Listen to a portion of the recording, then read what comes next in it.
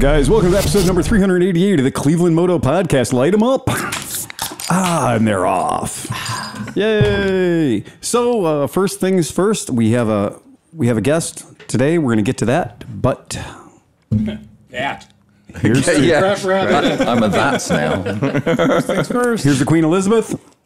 Hell of a run. One for the homie. Goddamn hell of a run. Now, we might have to toast again. We may. Because I brought some good scotch to toast. Oh, there you go. She would appreciate that. I think she would approve. I think she would. You're right. We may have to toast later in the podcast with proper scotch. God damn it, Don. Dan, you're on point. Don, whoever your name. To my immediate left is Don. No. Don number 2. To my immediate left is... Oscar. And to his immediate left... Steve Sleepy. And to his immediate left... Dan Krapke, who brought the scotch on his British motorcycle. Salt man. Salt man. Double. Man. What was yours? I came from work. And I had to take camera gear today. I couldn't ride my bike. Right. Yeah, so. And to his left... Chris Smith. And to his left... Nigel Benn.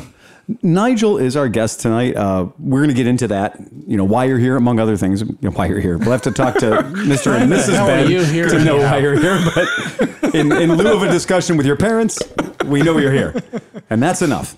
As we always joke and they say, we're all here because we're not all there. And that's why the podcast is so goddamn entertaining. Tonight, I'm going to keep having images up of the Queen doing Queenie things. Fantastic. As long as it's not a video. What I think is very right. So what is funny is this particular image is of Prince Philip and the Queen in Berlin taking a selfie on a Vespa. There's a lot to take apart in this picture. A lot. Are we sure that is the Queen? Well, it looks like doppelgangers to me. It does, and it has been chewed up a little bit. But again, don't let your facts get in the way of my fantasy. Sorry. Don't let those facts get in the way of a good story. I'm boringly precise, aren't I? I do apologize. But if you squint enough, she does look like the Queen. Right. And then here's another picture of the Queen on the back of a Honda. No, it's not. That's not a picture of the Queen on the back of a Honda.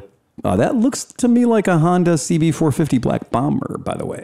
Her sister was a famous pillion rider, wasn't she, when she met up with Anthony Jones, Armstrong Jones. Yeah. And, that's one of the things that we have to acknowledge, that the royal family was good TV. Oh, yeah. I mean, they were kind of built for the whole media empire. Mm-hmm. And when anything got boring in the UK, somebody could say, well, what are the royals up to? And that's why they were on so much. I don't want to say that like the Kardashians. Oh, dear, Phil, please. It was all going so well. That's harsh. Because, America has their royal families as well. Sure, you know? I mean, we got Schwarzeneggers in there. We got Kennedys in there. Same amount of skill needed to contain either. Oh, my goodness. So, but again, we have a lot of fun with it. But the point being that she had a hell of a run. Yeah. I was just telling Nigel. Hell of a run. I heard today that every single James Bond that we've ever known has served for her. Yes, that's an excellent point. Oh, wow. That is an Absolutely every single excellent movie. point. He was under the Queen's For the service. Queen? Of course, yeah. On Her Majesty's Secret Service. Correct. Yeah, and that's pretty fantastic. Yes. The reason that there's a picture that always gets cropped, and I mean constantly gets cropped, and I brought the picture up for a reason. When this picture is usually seen, it's not seen in its full frame. It's only, when you see this picture, usually the only part of the picture that you see is this piece right here. And so you normally only see just the Queen riding around some petrol cans, right? And what you don't realize is that in this particular image, the Queen is participating in a fucking gymkhana. Well done. Yeah. That's pretty cool. And I believe, unless I'm mistaken, based on the livery of the vehicles, those are military bikes. Not so. Or are they police? No, I think they are military bikes, and I would strongly suspect that that was during the Second World War because they've got the white paint on the front mudguard and so on, which most cars and so on had the white paint on because they had the blackouts. And these bikes do have blackout lights on them. Yeah. So the bikes have blackout winkers on them. Yes, they do, don't they? And that would suggest that World War II being in effect, and the white fender, just so you don't accidentally back into somebody because you got limited visibility. And she was training as a driver within the women's whatever it was, the army. Yeah, it was something like that. Yeah. So there's the picture of her driving the truck as well. Of That's course. cool. So she will have no doubt learned to ride a motorcycle. Wait till you see her driving the train. Here you go. I gotta say, just for everybody who kind of grew up at the time when I did, a lot of it was watching British television, all having a lot of fun. Because remember, in the United States, we got Monty Python and we got the young ones. Yep. That was Benny Hill. Oh, yeah. That's all we got. So if you want to know what our exposure to Britain, Well, are you being served? Hello. we didn't get much of that. No. That was in the wee hours on My favorite show. on public television. Yeah. Don't forget Doctor Who. Oh, yeah. Yeah, Oh, exactly. Yes, Yeah. yeah. Doctor Who. Yes. There you go. We grew up with Doctor Who. Yes. So that's a pretty cool thing to think that our exposure to that idea. And again, remember, every single one of our elementary school educations, we were so proud of the fact that we beat the British. But what? If you ask us, everything except for 1812, because not any one of us learned anything about 1812. 1812 was strategically cut out of American history. Every bit of it. Most people had no idea the White House was burned. They had no idea why it was white. They had no idea that it had been relocated. None of that. Americans didn't learn that. But everything else, though, oh, man. We grew up listening to Johnny Horton songs about using alligators to defeat the British, right? It was kind of a one-sided story if you grew up here. Pretty heavy, right? I wonder why. Yeah, I wonder why. Who writes history? Yeah. Oh, okay. Same people are writing it now. Exactly, right. So that's one of those things. So it is a good time to remember the Queen, and it is a great time to also think about just all the stuff that that England and the entire, God bless her, she never tried to put her empire back together. Like, we are dealing with somebody right now, Vladimir Putin, who wants nothing more than to put his empire back together again. He wants to go back in time and have that union of Soviets again. And she didn't ever talk about, like, we're going to take that island back now. Well, maybe the Falklands. Well, that certainly happened, yes. Maybe the Falklands. That was a different lady that made that happen. You're right, though. Oh, Maggie. Boy, was she the was Iron tough. lady. She was. Maggie was a tough one. Yeah. Oh, yes. Oh, boy. Oh, yes. Yes. So that is. So that's a really. It's a poignant thing, but I didn't know about it until I was ordering pizza. Oh, really? That's how people like. Okay. I'll never forget the time when I found out JFK died. Yeah. I can tell you exactly what I was doing. And now I can tell you, I was ordering Papa John's when I found out about Queen Elizabeth. But you have to consider that we probably, sitting around this table, we were probably leaning a little more British than our friends that grew up in NASCAR families. Yeah, right. And our friends that grew up in wrestling families and friends that grew up in football or baseball families, not the interesting football, the American one with all the pads and armor. People that grew up in pointy hat. In pointy hat territory, exactly. But I can tell you today that, like, being a 13 or year old kid, having my illegal British new wave and punk rock tapes that my dad would not acknowledge or would not let me have in the house. I got grounded. Really? Because of a Gary Newman album. Oh, yes. Yeah. Yes. Yeah. Well, so Gary Newman came out. That was an interesting time. Sorry, I shouldn't be talking Go about me, ahead. really, should I? Yeah, no. I was in college. I was a teenage bunkie, but no, I wasn't. I was in college, and I'm embarrassed to tell you that one of my friends was. I was studying engineering, and one of my friends was studying in hairdressing and barbering and all this kind of stuff. Yeah. So he used me and some of the other lads as a bit of a sort of guinea pig sort of thing, So I turned up at I'd been at college on the back end of the week, and my hair was fairly long, and he'd been dyeing it this kind of blondie colour. But he put so much crap at it, it started to turn green. So over the weekend, he got stuck into it, and I turned up in college on Monday morning with the Gary Newman jet black side parting swished over. So that was whenever anyone mentions Gary Newman, that's all I think of is state of my hairstyle when I turned up on the Monday. Talk about transformation. All the magazines I liked at that time, like I'd get the magazines of all the punk rock stuff and everything. I didn't know that was just one area. I just thought like England was just awesome. Like I thought it was just fucking Mohawks walking around. Sex Pistols everywhere. Yeah. Oh dear. And that we were discussing before the podcast came on.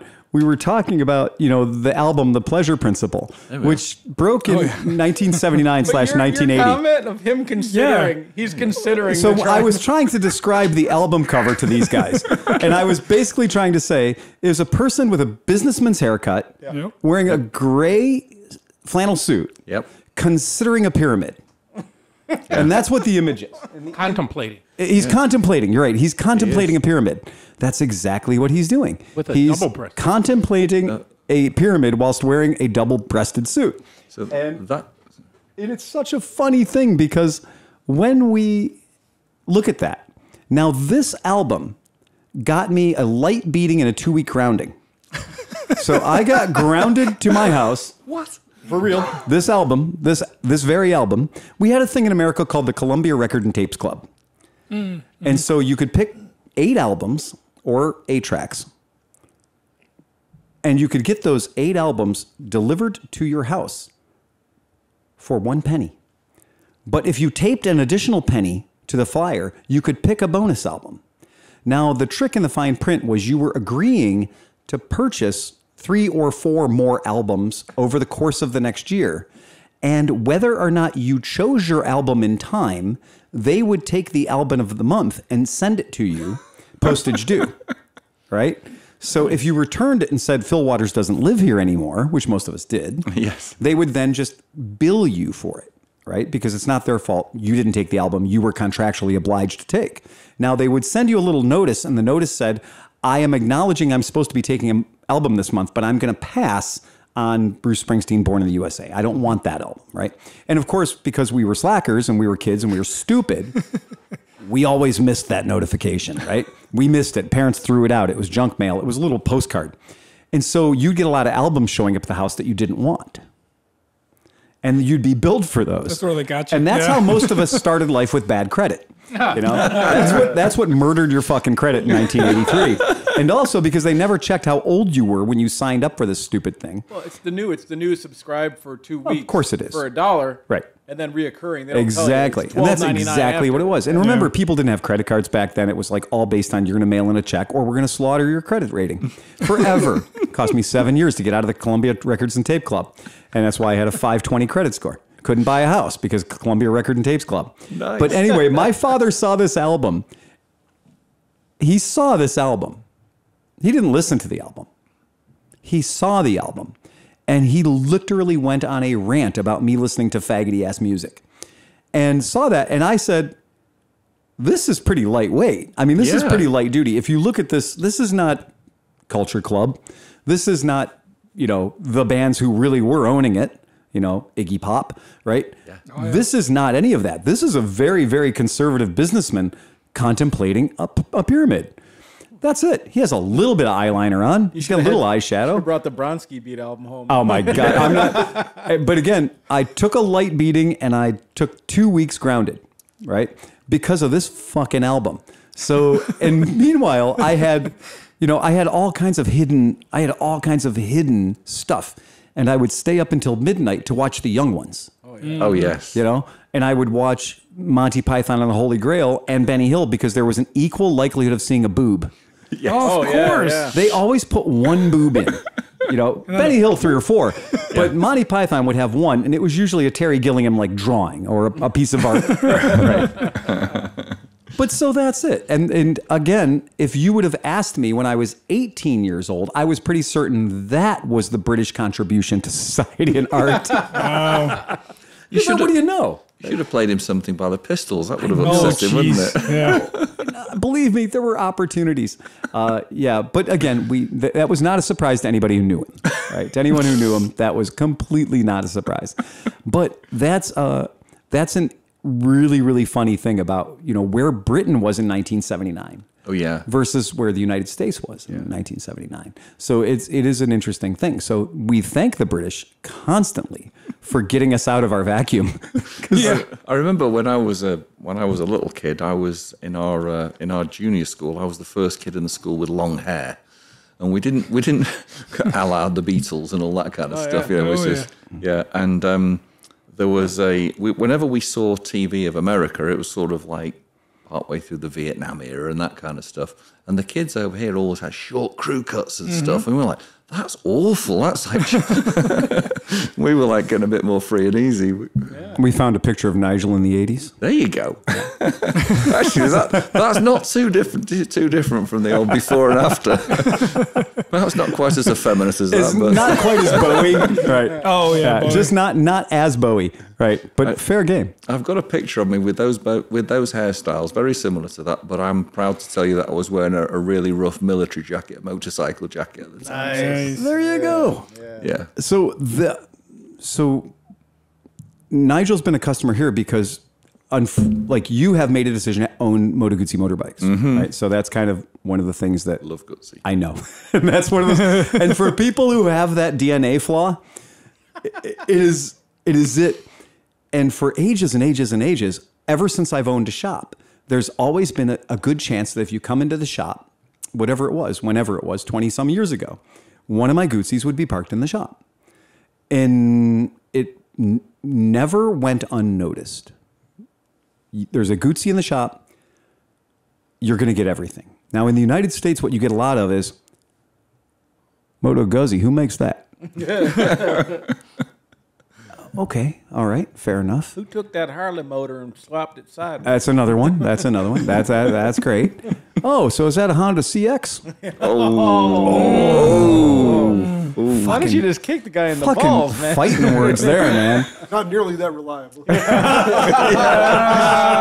A good point, well presented. Yes, it is. And so having a Guzzi around is always a thing, right? And the thing that I said for years was, no matter what room you go into, no matter what venue you show up at, if you show up on a Guzzi, you are already the most interesting person in the room.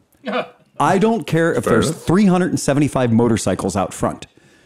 If you pull up on a Guzzi, motherfuckers will trip over a $100,000 show bike to come and look at your V50, right? It's weird. Go ahead, Chris. Now, have you been to a Guzzi rally? A bunch. Oh my God. Oh, no. Interesting people? Fuck me. Well, okay. Zanesville. Not enough margaritas to make you enjoy that. Well, we got preloaded. Yeah, Right, we got preloaded. We decided to go to the Mexican restaurant before we went into the Guzzi rally because we were unfashionably early, which for us meant 6 hours after the last guy showed up because Moto Guzzi rallies and BMW rallies have a lot in common. They get there yesterday. They do. If you're not there a day before the event, you're a day late to the event. And because also the vast majority of them are older, retireder, and heavier, right? But there's that thing. And I mean, this picture to me really says a lot. This particular image, and when you go to a Guzzi rally, there will be a lot of old men with white hair and long beards and red suspenders, red braces, if you will. Yep. You will see a lot of that. And that is a big part of going to a Guzzi rally. Now, And they all want to ask you endless questions. or give you unsolicited advice. And the unsolicited advice part is probably my favorite for about the first 3 hours, you know? And because that is that is very much a real thing. And when we see stuff like at AMA Vintage Days, this is a Moto Guzzi ambassador that has had its motor removed and a turbine from a Chinook helicopter has been installed sideways. And I thought it was the funniest thing because I'd heard the sound of a turbine, a turbine firing. And this thing runs on JP4. I mean, it's not some, rigged up thing that doesn't work. No, it totally drives. It works. It's functional, and you can ride it around and things like that. I'm not going to do the thing that I want to do because we'll get demonetized again. Yep. I so desperately want to show you the video, but I can't because then we'll get yelled at and demonetized. Even if it was a video that I posted, which is the ultimate silliness. Oh. I know, right? But Goodsey has been a lot of strange places. So, Goodsey went from being a rather pedestrian single-cylinder motorcycle in the 50s, and it turned into kind of a brute. They became quite brutish, and they had a reputation for a very, very long time of being kind of a hairy-chested Lothario of motorcycles. And regardless of what your flavor was, whether you were a Norton guy or a Triumph guy when that mattered, because now it doesn't. Let's be honest. If you're a Norton guy, you're just a slightly different flavor of Triumph guy. And if you're a Triumph guy, you're really just a shadow of what used to be a Triumph guy. And the Triumph guys and the BSA guys and the Norton guys used to be able to argue. And then the Triumph guys and the BSA guys weren't allowed to argue anymore. Yeah, we became the same, didn't they? Yeah. Yeah. Well, I mean, how did that feel growing up? Well, I'm of a vintage that the British motorcycle industry was just as I started getting into it, it just all collapsed and the Japanese had turned up. So my first motorcycle was a Suzuki, and all the lads when I became an apprentice, which was the first time I could afford to buy a motorcycle, but I was only 16. So I was only legally allowed to ride what's known as a sports moped. Right. So it was a Suzuki AP50. It actually had pedals on it, but you disconnected them and made it so they both face the same way. Right. And if you got flattened out down the tank, it would do 57 miles an hour. Nice. But yeah. So yes, I'm sorry to answer your question. The Japs had pretty well taken over. You'd occasionally see a Triumph, and we'd all drool over it, but there were like 50,000 Hondas for every Triumph. Yeah. Sure. So what year did you get your full license? So you're 18 when you got your full license? 17. Yeah. I got my limited license for a moped. I was 16, and then I was sorry. So what year was this? Yeah, what year was was the that? question, wasn't it? Yeah. 78, I think. Right. Yeah. Something like Yeah. that, yeah. And that's the funny thing too, because you think about the motorcycles that were available in 78. Yeah. I mean, Yeah. you could go to the Triumph dealership and there were still Triumphs to be had. Yes. But nobody wanted They them. were very rare. Very rare. I was like, And the other thing that happened, it must have been, I might be telling you a fib there, it might have been 79. Yeah. Because when I went to work, there was an apprentice a year above me, and his dad was obviously looking after him, obviously had plenty of candy, because he had the brand new Honda CBX. yeah. So that would have Which been was- late 79. 79, Yeah, yeah. There yeah. were crowds forming around that baby. Yeah. Yeah. And another guy in our year had got, because you could ride on learner plates, you could ride, when she was 17, on learner plates, you could ride up to a 250. And one of the lads got a Kawasaki KH250. I thought that was a wonderful thing, the triple. The KH, the S3s and S4s and all those two-stroke triples, so fierce. Beautiful. I mean, just really good bikes. That's the thing that what you're describing though is England had that or still does the staging of different licenses. Here in America, I used to work at a dealership way back in the day. There'd be like a 16-year-old kid with his birthday money coming in. I'll take that R1. Oh, have you ever ridden before? No. And then you just see him zing across the parking lot and murder themselves 4 seconds later as the guy gets counted his money, didn't care at all. It was just such a ridiculous system. Oh, you've never ridden before? Here, take the 1600cc bike. That'll be perfect for you. Can you imagine having to make a choice, the Sophie's choice, between an early 70s, because you could probably afford a 10-year-old bike, right? You're 18 years old, 17, 18 years old. Your budget is probably fair around a 10-year-old bike. So you're not looking at a CBX. No. No. This guy was very unusual. I had that. Very unusual. But you're probably looking at least a 10-year-old bike. If I had to look at a 10-year-old bike and my options were looking at literally a Triumph Tiger Cub or a Triumph Trophy 250, even the top of the range, when you look at that motorcycle, that does not look like a sexy motorcycle. No. Especially if you've grown up in the place where they made them and that's all you've been seeing for the first 20 years of your goddamn life. That motorcycle is not the epitome of sexy. That motorcycle is kind of... I mean, I'm kind of digging it. I know you're digging it because you're looking at it through the eyes of a 50-year-old white guy. I know. Right. Right. But if you were looking at it through the eyes of an 18-year-old British kid, and that's what people don't realize is in every motorcycle culture, we get in here a lot. People are like, oh my God, the greatest bike in the world. The greatest bike in the world was a 1967 Vespa Super Sport. And you're like, unless you were a 20-year-old kid in 1967, in which case you've been looking at Vespas for the past all your life. Right. And that is just your mom's bike. And there's nothing less cool than your mom's bike. And that's where it's kind of like the reality when you're like, oh, when you grew up and when you were of age, that's when all these, that's when Triumph started having mag wheels. That's when Triumph started having oil in the frame. We hardly ever saw those in Britain. I think they exported most of them over here, to be honest. Yeah, they did. And that's when the triples started being a thing. Which we never saw. And they were already outclassed by the Japanese. Yeah, killed. So what did they do? I can tell you from growing up in that time period, they sent them here. Yeah. And that's where they came. We never saw them. And you never saw them. And that's the craziest thing. And you're like, there was a factory still open in Coventry. But you'd never know. You had no fucking idea. We never. Yeah, I couldn't even tell you where the Triumph dealer was. It was, but there were. I could tell you where all the other bike shops were.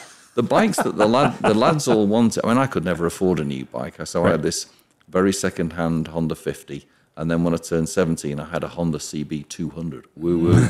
But the bikes that were a bit cooler that everybody was aspiring to, the common ones. Obviously, you had something a little unusual, like Pete Yarwood's KH 250. That was pretty cool. But the one they all had was the Yamaha RDs. Oh yeah. They'd all buy the one with the coffin tank and the speed block graphics on it. And they all went for the 250 because you could ride it on your L plates. And then they tried to upgrade it to a 400 if they could. Yeah. So you could ride a 250 on your L plate. I thought L plate was 125, but no, back then it was 250. 250, yeah. Wow. Yeah. It was 50cc when you were 16. Once you turned 17, you could ride 250 on an L plate. You couldn't carry a pillion passenger, and you couldn't go on a motorway. You could only use normal roads. It was a restricted license. Kind of. By the standards that we kind of had here, But it didn't bother anybody, really. There were people that never, ever bothered taking the test, because why would it? Fortunately for me, I did take my test, because when I came back to motorcycling years later, they had upped the requirements to get a license dramatically. You had to do an off-road thing, and then a written test, and then you had to do 2 years on a restricted engine and all sorts of stuff. Community service. That kind of stuff, yeah. But me and my little CB 200 had done it, thank you very much indeed, and I had a little stamp on my license. So so I've got a nice little story for you here. So because I was into bicycle racing, my only motorised form of transport was this CB 200. And I decided to get a car because then you could put your bike in the back of that and go to bike races that were further away in the country. So, and then I married a nurse, and the nurse wouldn't let me buy another motorcycle because she's seen too many problems. Yeah, okay, fine. So fast forward another 20-something years, and the nurse was history. and I'm living on my own in this little village in Buckinghamshire, and by this time I've got myself this new American girlfriend from Cleveland, and where? Cleveland, Ohio. So I phoned her up. Oh, and I should tell you that she's 14 years younger than me. Well done. So it's Friday, and we're chatting away because I did a deal on a transatlantic phone package thing. We're chatting away. What are you going to do this weekend? Well, actually, tomorrow I'm going to pop down into the town because I've seen there's a place there that does motorbikes. They do motorbike repairs and they sell some used ones. and they've got a big old Triumph out there, a big Triumph Triple, and I really fancy it. I'm going to buy it. You're going to buy a motorcycle? Yes. Is this your midlife crisis? No, darling, you're my midlife crisis. I'm just buying a motorcycle. Well done. How did that go over? Well, we've told the story many, many times in her presence, her and she presence. still thinks it's funny. It's still great. I mean, it's fantastic. That's great. What the hell was she doing in Buckinghamshire? Living with me. Really? So, yeah, so if you look, if you where you've got that little that little pin in the map, Yeah. just up to the top right of that, you've got a little place called Leighton Buzzard.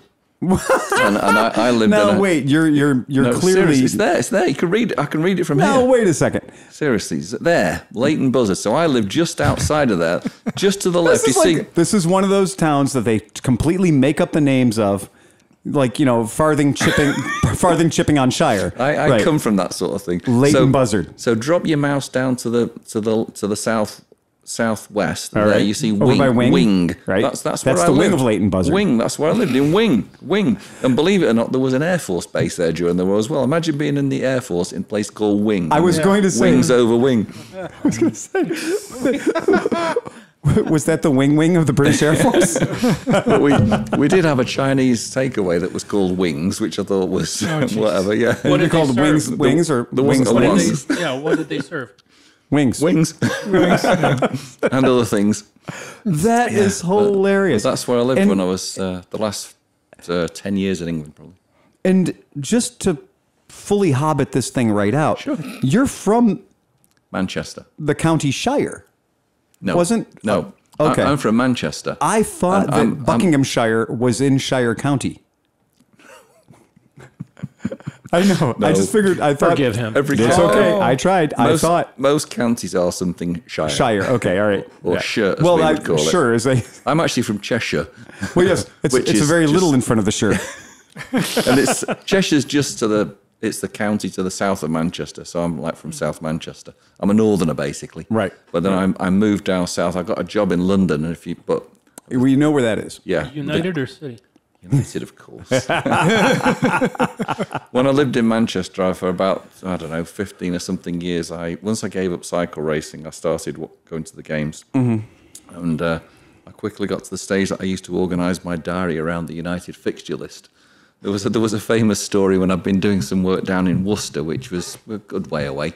So I used to plan well in advance, and I'd go down and stay over for a couple of nights or something. And I worked from home, and a gentleman phoned me at home on a Wednesday and spoke to my then wife, the nurse, and said, could I speak to Nigel, please? She said, oh, no, I'm sorry, he's out in Spain. I go, oh, he said, good job I phoned then. He's supposed to be coming to see me at 8 o'clock on Friday morning. Good job I phoned to check, isn't it? He won't be coming. So she goes, oh, no, she says, he's in Barcelona. He's gone watching United in the European Cup final. I'm not expecting him home later. Don't worry about it. Damn. That was how it ran. What they forget is their whole country is a very short drive Yes. for us. And when we were years back, Renee and I were traveling, and we decided to go to Essex to go see a band. And the band was called, I joke all the time, they're called the Newton Neurotics. But I always call them, the Norton Narcotics or the Newton Neutronics. But I've never said it right in Renee's presence, and it gets on her last fucking nerve, right? But so we had booked tickets in Essex to see the band. And we were making a tour of England, starting in London and going to Blackpool, as you do. And if you draw a line from London to Blackpool, Essex isn't part of that. No. It's well out of your fucking way. And so as we were probably in Birmingham or something, we had stopped in this great little hotel, and they had a pool. But the pool being the hotel feature of the, it's not like you're in a hotel and they have a fucking pool. No, there's a hotel, which is shit by American standards, small little tiny beds, little tiny room. Yep. And then there happens to be a pool, like a city pool, next to it. Okay? What a con. So the pool is not solely for the use of the guests of the hotel. So we didn't know that. So we go to the hotel and we're like, oh, so what's the deal with the pool? And they go, It's next door. And I said, great. So what do we do? A room key or a hotel key? And they, no, you go and you give them a little, give them a quid, right? Okay. And so we take towels? No, you're not going to take our towels to the pool next door. I didn't have no idea they were not associated. So we walked next door and we realized very quickly that it was in fact the town pool. Public house, yeah. And it's a public pool. And so we go into this place and it's great. We just couldn't get enough of it. Gave them a couple of quid to get in the door, and that was cool. And we found all these big floating ladies. And so there are all these big floating ladies and their rubber swimming hats and all their shit. And they're just sort of like blobbing around the pool. It's not a pretty image. No. And so we'd said, oh, what are we doing? I said, well, we're traveling England. And, well, what are you doing? Well, we're going to tiki bars and amusement parks. What? Well, we're going to tiki bars and amusement parks.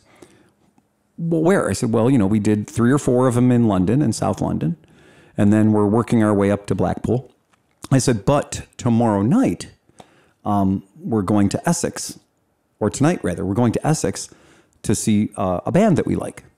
And she says, you're going to Essex tonight? And I said, yeah. And all these ladies were just aghast. The term is gobsmacked. They were just, you're going to Essex tonight? Yeah, sure. Why not? They were out of their fucking mind. And she goes, well, we've never been to Essex. It's not far. It's like an hour drive or what? It's disturbing how far. Well, and I just did Birminghamshire, which is funny. Yeah, Birminghamshire. We didn't need to do Buckinghamshire. Yeah. But it is not that far. And when you see on a map how not far away Essex is, you're going to be like, wait a second. It's literally 33 miles. Oh, jeez. Now, like granted, going to Aurora. Yeah. Now, granted, when we said this, we were probably 20 miles the other direction when we'd said that. But still. But the same is, Renee and I were fully prepared for an hour to an hour and 10 minutes in the car to get to Essex to go see this band. And these ladies were out of their minds. And they said, well, where are you going to finish your trip? And I said, well, Blackpool, of course. They were just, it's not even Christmas. And I didn't even know the whole rule about Blackpool and Christmas. Like at Christmas time, all the English people go to Blackpool for the twinkly lights. The illumination. The illumination, they turn lights on. They have a pier and they have a boardwalk and they turn lights on and people lose their fucking minds. Wow. And they have special buses and special streetcars that all have lights on them. And it's been a tradition forever. And aside from that, Blackpool has like the 37th most interesting theme park in England. Maybe not. It's an okay theme park. To make Nigel okay. feel better, though, Yeah. in our country, there's guys that dig a hole and put mud in it, and then 1,000 people go and they're excited about that. They're very excited about Yeah. that. But it was funny that strange thing about you're traveling from Barcelona back to London or an hour north of Manchester, Yeah. And people are losing their fucking minds. Now you're not going an hour north of London. You're going 3 hours north of London. Well, no, flew into Manchester Airport. Oh, you did? Yes. Right Yeah. on. Only ever fly from Manchester. Yeah. That's Manchester, so funny. Manchester, lads. There you go. That's so great. Blackpool's an interesting place, actually, because it was a holiday destination where everybody holidayed within the country, and all the industrial north and so on would have what they call the Wakes Week, when all the factories would shut down and everybody would go on holiday. And it was a beach holiday. They got a beach and they had donkeys on the beach and all that kind of stuff. And they built a tower there that's supposed to look like the Eiffel Tower. I'm sure you've seen it, Blackpool Tower. There you go. It is supposed to look like the Eiffel Tower. Really? A third of it. It's like a small version of it. So but it's gone into like real post-decline because nobody goes there on their holidays anymore. So they got to do other things. So they built this thing they call the Pleasure Beach, which is the amusement park he's talking about. Okay, guys. I'm not They got loads of good rides up there and stuff, and then they also Pleasure for the Beach. that's what they call it. And they got the illuminations, and they put like I don't know how many gazillion lights that go up there, and they've got trams that run up and down the front, on the railway thing on the front, and they light all those up, and it is pretty cool in its way. Pleasure Beach's website is honoring Her Majesty the Queen. There you Her are. Royal Highness There is you being are. honored on the Pleasure Beach. So there you go. There you are. So the Amanda Thompson, the OBE, the CEO of Blackpool Pleasure Beach. So there you go. Yeah. But yeah, Pleasure Should have Beach. known that We went a long way to go to Pleasure Beach. And there's a particular ride there called Valhalla. And Valhalla, I know, right? The hits just keep on coming, right? So you're going to go to the extreme north of England and you're going to ride a ride called Valhalla. But what it is it's one of those, log flume rides. It's Oh yeah, the log flume. Yeah, I know what and you're in a boat. Yeah. And it's a really, really fun ride. And we didn't know. I mean, we had no idea why we were going to, Pleasure Beach as a thing. We knew we were going to ride roller coasters. We knew that it was a destination because we like roller coasters. And usually most British amusement park rides are somewhat more austere than the American ones. Yeah. Subdued. Yeah, a little more subdued. Low rent. Yeah, maybe like the big train ride might actually be, quarter scale. You might be sitting on top of the train as so much as in the train. But Valhalla wasn't. Valhalla, they'd spent the budget on. They spent all the budget on Valhalla. And it's fucking magic. And it really is, if you are going to the north of England for some strange reason, and you are looking for a way to murder a day, and you want to go ride what is, by any standards, a Disney park level theme and attraction, go ride Valhalla. Because it is not fucking around. And we stayed at the Big Blue Hotel, which is this hotel that's literally on the Pleasure Beach property. So the racing, like the roller coasters, go within inches of your hotel room. It's both great and terrible planning at the same time. So not the place to be hung over super strong. Well, we know where they can get a Top Thrill dragster.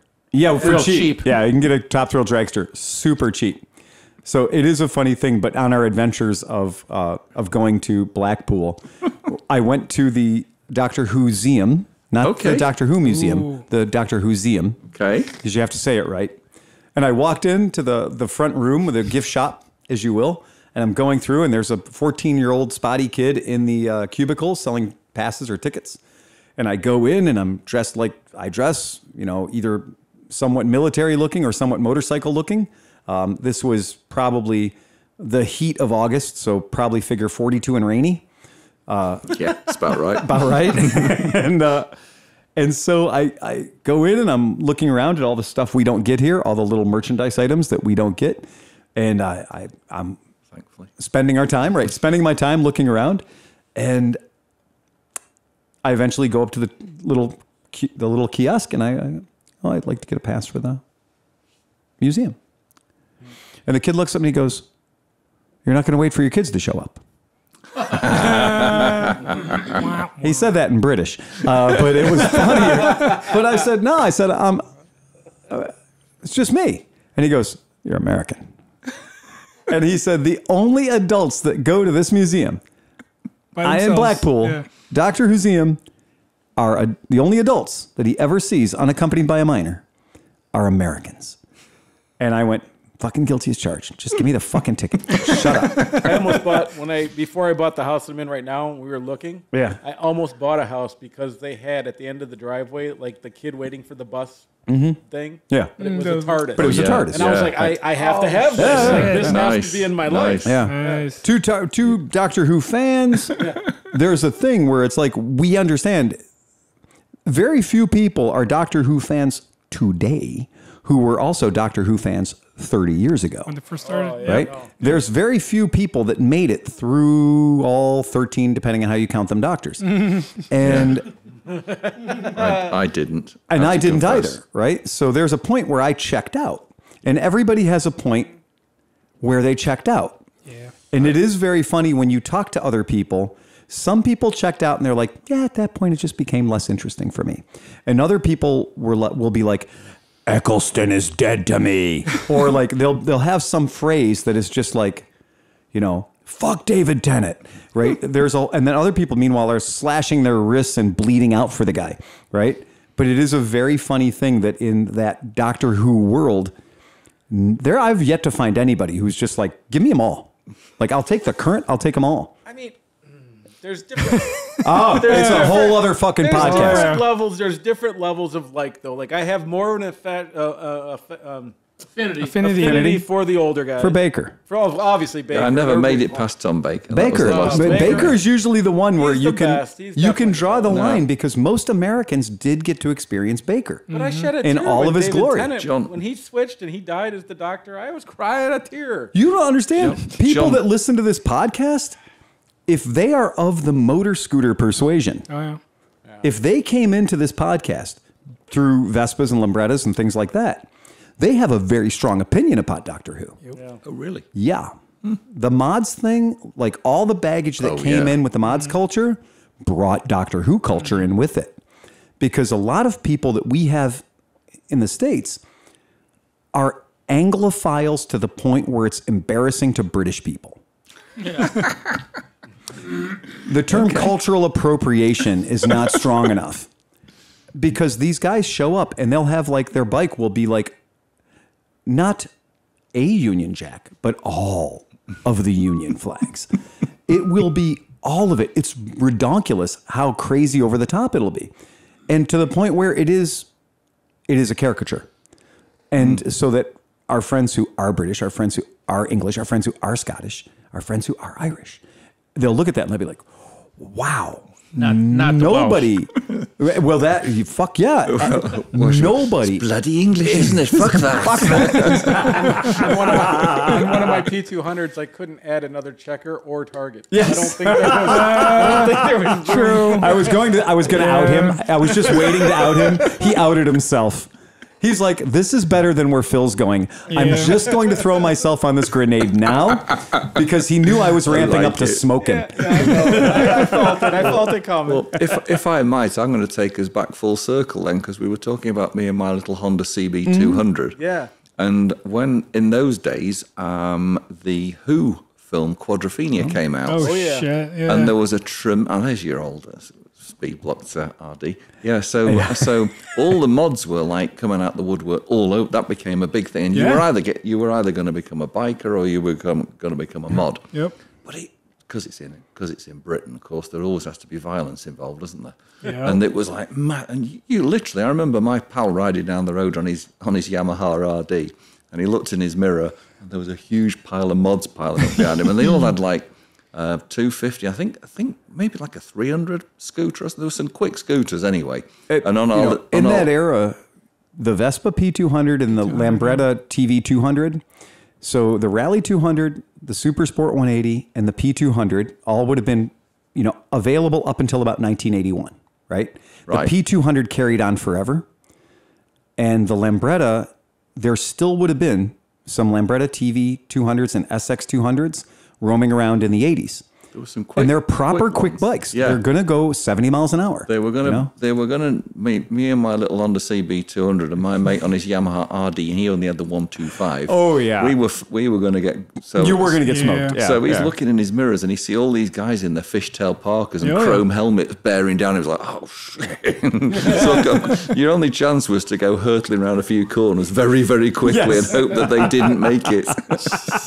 But it was just so much animosity. It was unbelievable. And it is funny because, the Tempest in a Teapot whole thing about the bank holiday weekends and these riots. Yeah. These riots. It was, again, it sold papers like nobody's business. So for people that kind of grew up in that neighborhood and friends of ours that lived in Coventry and would go and, and who were in scooter clubs and were honestly itching for a fight. And they would go to bank holiday weekends with every weapon imaginable loaded in their jacket pockets, like just ready for a slaughter. And they were going to get kicked the fuck out of some rockers. And very rarely would anything actually kick off because at their core, they're still British. They're still English people. And it's true. They're not naturally prone to fucking violence unless there's a football game, a match. I was just going to say, I don't quite recognize this description. And that's the thing is like all the violence and everything that happened at football matches, which was that was like a guaranteed thing going to fucking happen. yeah. Hooliganism. Yeah, hooliganism, absolutely. But at these bank holiday weekends, there would be people standing around looking at each other going like, poke, poke, poke, start a war, do a battle. And ultimately my friends were like, yeah, well, you might be like two guys kicking off on two guys over there, and they get shut down pretty quickly. But like the big giant bank holiday riot was kind of a one and done. So I have a question for Nigel. So since then, here at least here in the States, it's pretty common that they do Mott's versus Rockers events. So you have both groups. Oh, done the living fuck out of those. Yeah, well, doing their own thing with their own bikes, but they end up going to the one pub at the end of the rally and just hang out. Shaking hands. Right. It just everybody's cool, but there's Nothing the to two it. different types of bike in the same rally. Was that ever even a thing? Was it? That's a recipe for disaster. Okay. You So it's not a thing. Okay. I just wanted to double check to see if there was. Admittedly, I'm probably an old fuck, but back in my day, Right. it would have just been a recipe for a biggest Oh, scrap of course, imaginable. literally. Literally of course. inviting a problem to Yes, happen. Absolutely, it's like inviting a group of the Liverpool Supporters Club to a Manchester United convention. no, It's okay. going to be a bloodbath. Let me translate that into All right, American. It's the Bloods and Crips family reunion. Okay. Yeah. Got it. All right. Yeah. I mean, to quote a Liverpool football manager, you've got to have a sneaking regard for, and he says, "Football isn't a matter of life and death. It's far more important than that." And that's the kind of emotion that it carries. Gotcha. Okay. That's one of those strange things where you're taking your fucking life into your own goddamn hands if you go to certain matches. Yeah. And you know it. Are there sections? Are there like, so can you go to a match and be like, well, I know I'm going to sit up here and it's cool, or is it like anywhere? That's a good question. Like, you know what I mean? Like so, like the Yeah. Cleveland Browns, they have It's the a dog visitor pound. section. And the No, dog they pounds don't have a known to be- hooligan section. No, I'm serious. Like, You get a special ticket. They do have like a family stand and stuff. It's unlikely to kick off in there, but they segregate the fans. You They do. never ever see visiting fans in with the home fans. They are separated, and the police are there en masse to keep them Holy apart. shit. And they're in Okay. separate sections of the stadium. No matter which game, they're in completely separate sections. Okay. But you'll always get some visiting fans who will infiltrate the home section, either because they can't get a ticket for the visiting bit, or just because they're there to cause trouble. Gotcha. And Oh, boy. invariably, it all kicks off, and somebody scores a goal, and then it all kicks off in little pockets. You know. And now there's also control because unlike, in our cities, when we have football games, Gridiron. yeah, when we have football games here, for the sake of clarity, I will call football matches as football matches. I will call football games as football games. That will help. That will be how you know the difference between armor and unarmored field warfare. Here's what I was surprised about for football matches is they will hold tickets for local and they will have tickets for not local. Yeah, that's what I'm saying. Completely Right. complete segregation. Segregate the shit out of it. And we try that too with the home and the away side and things like that. And it's very self-organized here. There it's not. You are clearly purchasing your ticket as a away team fan or a home team fan. Friend And or they do not sell tickets, or they're not supposed to sell tickets, to let a stadium be sold out to the away fans.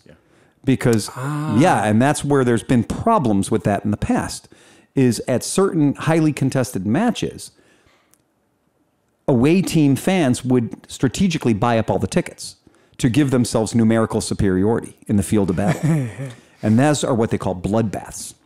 And there have been a few of those that have made news worldwide. So United invented football hooliganism back in the early 70s. On a few claims to fame, but anyway, one of the clubs down south in Luton got really fed up, and United went down and destroyed the place a couple of times, and they decided then they weren't going to have any away fans.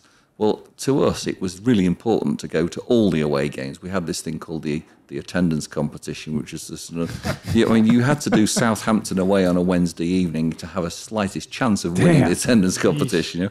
But my pal Julian the hooligan registered his application to join the Luton Supporters Association, using his parents' holiday home address, which was well away from Manchester.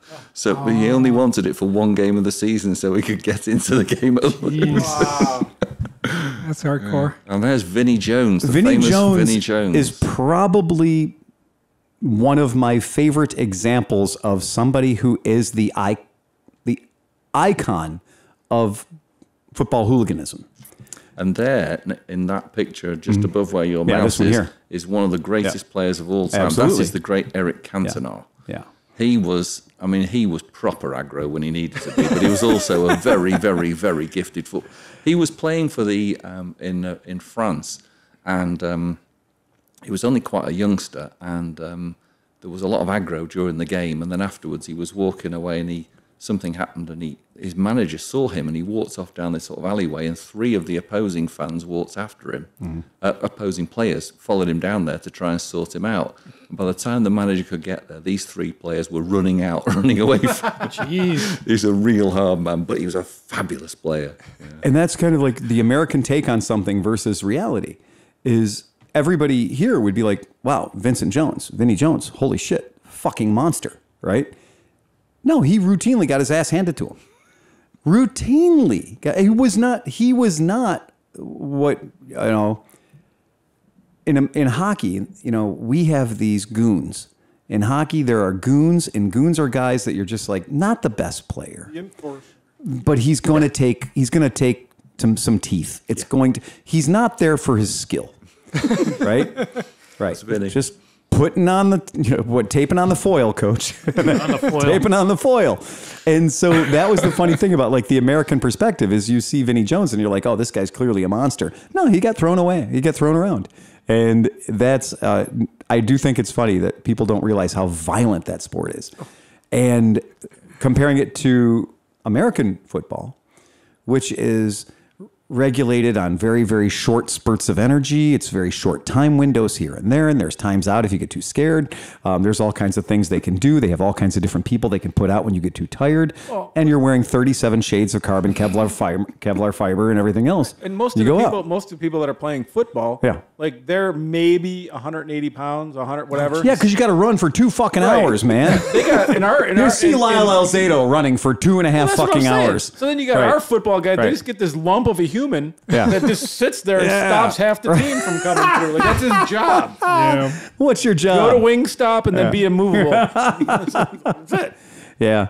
And just for the sake of fun, one of my favorite pictures in the world. Brighton, isn't it? Yes, yes, it is Brighton. Yeah. This is one of my favorite pictures in the world where what you can see here is that you should learn something about the British people from this picture. Like a deck chair. Fuck your fucking deck chairs. Fuck your beach chairs. Because what I see here is no human being is in any sort of danger whatsoever. Nope. But those fucking deck chairs. That shit. No, they hate those fucking deck chairs. So if you want to slow them down, you want to stop any violence, throw out a shit ton of deck chairs. Line them up real pretty, and just have somebody go out and line them up every 2 hours. Nobody will get a black eye ever unless they're confusing. They're hard to operate. I get that. You could get your arm wrapped up in one of them. Distract the shit out of them. You might get some splinters or something like that. But straight up, clearly, they fucking hate deck chairs. Yeah. And that's how that's how I would defend. Yeah. Look at that. And there's a news reporter who's like, there are so few people getting punched in the face that I have to take pictures of these kids assaulting deck chairs. Yeah. How bad? You may have seen a picture like this January 6th in our nation's capital. But no, they're going after the deck chairs. Mike Pence is not in that building. It's deck chairs. They're going after the deck chairs. Now, what I will say is these fellas here are what they call rockers. Mm-hmm. And they were going to go up to defend the deck chairs. Fucking greasers, man. And that did not go well. Yeah, because these people respect property. These motorcycle fellas, they respect property. Yeah, and they saw those mods tearing up those fucking deck chairs. And they were like, no, we're here on behalf of the hotel. And you know what? That's it. But if you do look down here at this giant, this was the best picture the newspaper could take, right? To show the fucking carnage. Now, the only casualties you're going to see in this image are like 4 deck chairs. These ones are all pointed the same direction they were when they laid them out in the morning. Same with these. These 4 are proper fucked. Right? Those 4 might not make it back. Those could be damaged. But that's the fight. That's the battle. And that's what the news came back with. That's what they printed. That's what they ran in the paper. Now, we come from a news-based culture. You Photoshop that shit. You don't let it go to press with everybody standing upright. No, you got to bloody him up a little bit. So that's what tells me it was basically, I know this guy in this picture. Well, at least probably his grandson, because I swear to God, he hasn't changed a lick. But yeah, that's it. Yeah. And triumph. that is a triumph. Yeah, that is a triumph. Mm-hmm. And you like that? I thought those were the overhead valves. I thought those were the tubes for the overhead valves. It's a hand It's a operated hooter. air horn, isn't It's it? a hooter. It's a 3 trumpet. Yeah. It's a 3-horn hooter. How pathetic is that? And for that, There you go. and for that, How pathetic is that? for that gentleman, that woman is a triumph too. Yeah, she is a triumph. Absolutely. Yes, Yeah. absolutely. Look, I mean, Good we on could him. do for all the cheap jokes and say she's got a full rack of teeth or anything. Oh, We could do all that. We don't have to. We don't have to do that I didn't anymore. go there. She looks like Avril Lavigne. Yeah, she did. Yeah. You're right. She does. She does. But this right here is the example about how you just know that Lucas is the best form of electrical work in the world, that you need 47 headlights to light your way at night. You do. Prince of Dark. That is exactly it. And all the mirrors. And when they say Amal was the king of drought, the prince of darkness and the king of drought. I always think, how would some of those scooter boys manage when they've got like 50 mirrors on their bike, where somebody comes up behind in a car on a full beam? Every sitting on Oh, So that's we- a good point. We had a few guys in Cleveland, Rob Stiley, Robbie Love, you guys know Robbie, who between a dozen and 18, a full spray of mirrors, right? So the full spray of mirrors, and he did that on a vintage Vespa, and he also did that on a modern Vespa, which is kind of weird, you know, keep the dream alive. Yeah. But how you could always tell, like the real mods, you'd get on a mod bike and 23 mirrors would be aimed back at yourself. Ah, yes, the old. Yeah, that is it, right? Because you only want to look at the coolest thing in the room. Yep. They're not there to protect you from the other cars around you. I joked it was the world's cheapest crash insurance. If the bike fell over, you only damaged $9,000 worth of mirrors. You're fine. The bike was okay. But yeah, in the 60s, people drilled thousands of unnecessary holes in perfectly good Vespas and Lambrettas to put on mirrors that you couldn't see fuck all in, because they were just 2-strokes and they would just shake like a motherfucker. And half the time, fast story, Chicago riding out to who the fuck knows where national relief site that we rode our bikes out to one year for a rally. And I went into Chicago, got with the crew, and we hauled ass out of the city on about a 4-hour drive that would have taken 35 minutes had it been in Cleveland. And we go, and it starts fucking monsooning on us. And I mean, everybody's just this side of fucking pissed off. But we're on our way to the rally. So that means that, all your gear's in the back of the truck. It's pretty dry. You're probably pretty miserable, but it's a nice summer day. It's, Labor Day weekend. And the whole group finally got its shit together. I mean, like, this guy's exhaust fell off. Okay. This guy's bike quit running. The fuel tap was fucked. This guy, fuel line dropped off. These are bikes that are 30 years old before they started the ride. And they're owned by people in Chicago who may or may not be the wrenchiest people you've ever met. And they insist on riding vintage and looking great in the process. So the whole group finally gets going. We finally have what's called inertia. And we're moving down the road at a blistering 30, maybe 35 miles per hour.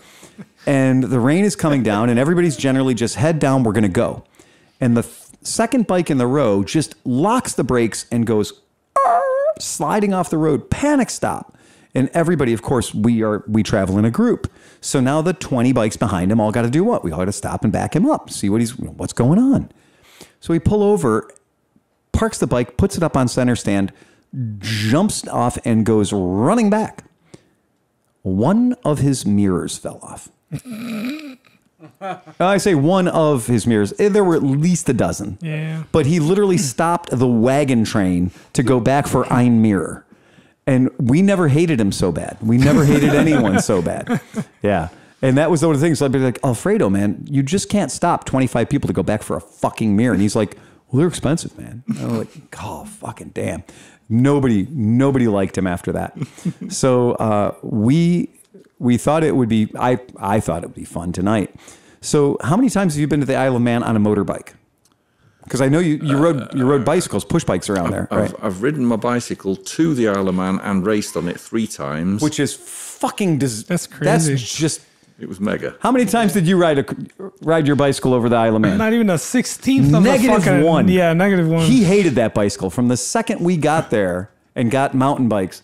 He never he was like the first day Just or two. going He was to Bray like, Hill and back, and I was like, no, fuck this. No, we're not doing this shit anymore. We were staying in a little hotel just off the front at Douglas. Oh, yeah. And to get up to the grandstand for Yes. the start, you've got some steep little Yeah. hills just to Fuck get yes, them you even do. warmed up. Yeah. But I was so I was on a trip, a motorbike trip with one of my old cycle racing buddies earlier this year, and we met a bunch of people, and they were so how do you two know each other? So we were racing cyclists at the same time, but Paul was very good, and I wasn't.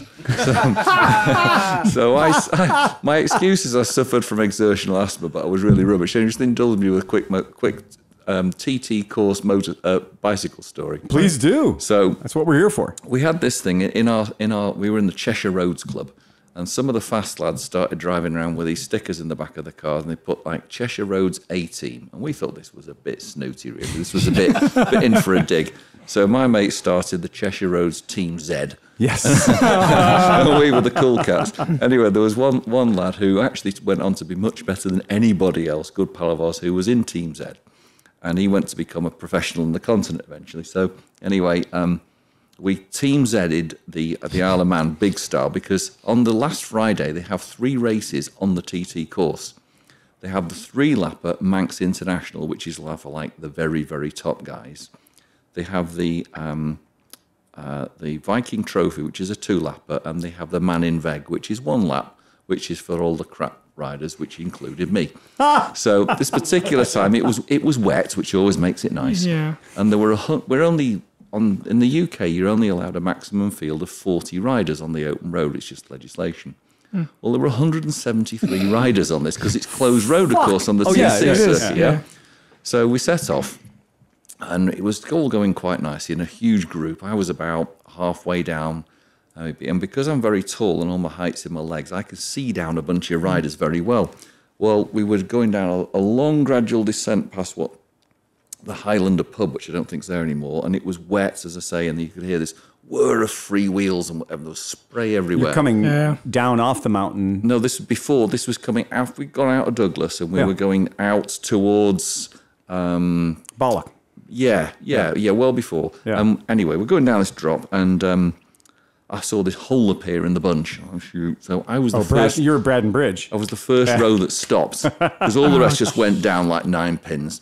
And there was a guy sitting on a wall with blood pumping out of his ears. Jeez. So I'm off my bike and like cyclo-cross style running. Right. The lads at the front who were ahead of this heard the bang, got out the saddle, and off they went. And we never saw him again. Really? Anyway, me and a few others carried on trying to catch him up. All the rest gave up, but me being persevering me, I carried on.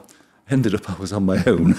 But on the front cover of Cycling Weekly, which was the big weekly, the big paper thing, there was a picture of my mate John, the really good lad, the one that we wanted to throw out of Team Z because he was too good, in his England national jersey, coming over the line with his arms aloft to win the Manx International. Nice. And if you looked in the bottom left-hand corner of the picture, you could see my back wheel just crossing the line on the back. So you weren't far behind him. No, You were right in his pocket. just he'd done 3 laps and I'd only done the Oh, one. there you go. So That they'd was shown you the crap. blue flag once or twice. Yeah, I think they felt sorry for me. They just thought, let this lad finish. He's tried hard, hasn't he? See, here's a good example of the difference of how proper people in England are. So I basically have the same kind of story, not at the time, but same thing. I was a miserable racer. I worked my ass off, but I just didn't have the genetics for it. But instead of Team Z or something nice, we just called ourselves Scum City. So we had all the good guys and the There you A go. guys and all That that, works. and then we had whole kits made and everything, but we also were known to, if we couldn't beat you, we might knock you off your bike. So there was that. There was a time in the early 80s where riding bicycles, it became mandatory you had to wear a helmet, in Europe in particular. And so I was riding at the time on a mountain bike team. And so we were doing some Centurions and we were doing some mountain bike racing in Germany and Austria and, generally the Alpine region is the nicest way to put it. And we did the Frankenstein Castle ride. We did all these A cool lot of rides. flat riding, right? No, it's not. It's fucking, and that's why Oscar hates me to this day. Because I was like, hill work, no problem. Yeah. We did it for a couple of I days. have but it 21 was gears like, to play it was with, like, right? Oscar was like, fuck you. And I looked back and Oscar's walking the bike. And I was like, oh, fuck, man. I can't And I used get to ride too, but I was Right. like, no. And the hills don't bother me. And that's fine because that's where I rode. But they forced us to wear helmets. And we went and found, do you remember the old black leather Oh yeah. stripe helmets? Yeah, that's what I used to race in. Well, yeah, that's what you're racing, right? In the day, Yeah. it was kind of hard to find those in '87. Yes. so Oh, we yes, had to there's go. one We gone. went and actually found those, and because they could not rule us out that we weren't. It was a helmet, and even though it wasn't what they meant, it was a helmet, and we ran them and we rode them, and they had to let us in the races. But yeah, you would see all of these professional, great European mountain bike riders who had their shit together and had sponsors out the ass. And then you saw all these guys who were very clearly United States Army soldiers. Take that for what it's worth. Wearing these stupid leather bicycling helmets that kind of stuck out a little bit. And remember, this is the late 80s where everything was neon. 97 different shades of neon. Yeah. You had a shark fin on your bike, it was a different color than your bike. Like you had a bottle cage, it was 17 different colors. Like the whole bike was like a study in contrasts. Our shit was all camouflage. We were invisible. And we had Cannondale as a sponsor and we had GT as a sponsor. Oh, nice. So we had two decent sponsors of the day. That was big money. Yeah. And so I had a Cannondale and I had a GT. And I broke the Cannondale 3 times, which turns out those giant, thick fucking tubes, not as great as you thought they might be. So the GT never broke. I never broke the GT. But we were 17, 18, 19, 20-year-old guys doing these runs, and we were shit. I mean, there's no better way to put it. Well, there's nothing. We more were garbage. Humbling. There's nothing more humbling than thinking you're a good cyclist, and then I'm going to go race my first race. Yeah. And then you get in it, and you get the big hill, and you attack with the hill, and you're like, oh, I'm fucking doing it. But then the guys all attack at the top of the hill and leave you, and now you're in the You're gone. backpack, and you can't bridge, and you're just dying. You're working 17,000 times harder, and like your thought of like I'm a decent rider just dwindles into like I am complete shit, and this is horrible, and Why do I even live? yeah, oh man. How do you pronounce this, Nigel? I don't know. That's not what it looks like. Is it, what is it? Well, the problem is it might be Manx. Yeah, it almost certainly is. I have no idea how It you might be pronounce Manx. that. Manx. There were, and that was one of the strange things about our first time on the island, the first time at the Isle of Man, was Julia Kane? there were things that even Irish people, that Welsh people, that they were still just like, yeah. And they're trying so hard to get their language back. They are, the Manx language, they're putting it everywhere. And it took us 2 days, I think, 2 days to discover that Ellen Vannon was not, Ellen's van. Right? That it turns out that Ellen Vannon means Isle of Man. Yeah. Right? And so we did not understand that everywhere you see the standard for the Isle of Man, you'll see at the top it says Isle of Man, and the bottom, just like the standard on my door, it'll say Isle of Man, and it'll say Ellen Vannon underneath it. Yeah. And Oscar and I were riding these bicycles, and that was one of the topics of the conversation. What the fuck do you think Ellen Vannon means? It's everywhere. Yeah. It's everywhere. They must really feel strongly about it because it's on every fucking flag. And what I didn't realize is it was a flag that had it had its own translation built in. So that doesn't happen too often. Like we didn't produce the United States of America flag, the stars and bars or the checkers, whatever flag we did. And at the top of it put the United States and then underneath put like Les États-Unis, we didn't, for the benefit of people who don't live here, translate it for you. But I thought that was hilarious. Isle of Man, Ellen Vannon. Tread on me, Daddy. Bring on your treads. Cronky Vadi, though, was one of my absolute favorites. There was many times where we're just like, I just want to go to Cronky Vadi. Like, I need to go. I need to know what's there. So when we've talked about, returning, so there are so many places that, for those that don't know, in 2019, when we went, it was a particularly moist year. Yeah. It might have been the moistest. Most moist? It might have been the most moist. Moistest. Pardon me. It might have been the most moist, but it was certainly to last for a bit, right? And so, being that it was the most moist, we didn't get a whole lot of time watching the motorcycles go by real fast. We did get a great opportunity to be tourists on the island. Oh yeah. Was that the one when they